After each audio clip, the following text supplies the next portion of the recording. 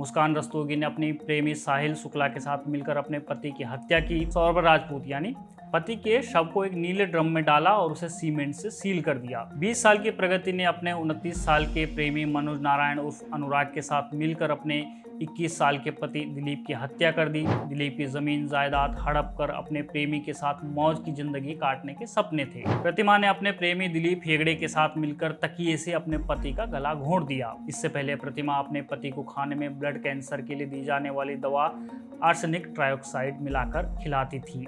बालकृष्ण के लिए यह धीमा जहर था। हैरानी की बात यह है कि बालकृष्ण पुजारी और प्रतिमा की शादी को 17 साल हो गए थे।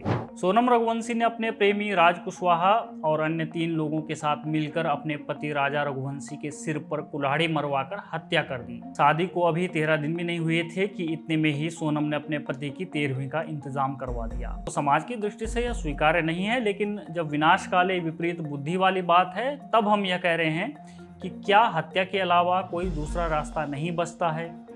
मान लिया जाए कि आपका मन कहीं और है तो उसे पाने के दूसरे तरीके आप ढूंढ सकते हैं, लेकिन किसी की हत्या यह क्रूरता है, ये पागलपन है, ये संवेदनहीनता है या अमानवीय है। सोनम का मन अगर राजा के साथ नहीं राज के साथ था तो वह कह सकती थी कि मुझे यह शादी मंजूर नहीं है।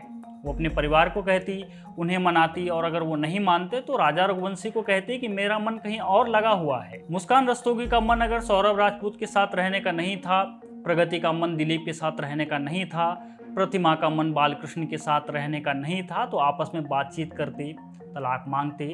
तलाक मांगने की हिम्मत नहीं हो रही थी तो कहीं भाग जाते। अगर आप अपने पति को मारने की हिम्मत जुटा पा रहे हैं तो क्या आप यह हिम्मत नहीं जुटा पा रहे हैं कि उनसे बात की जाए।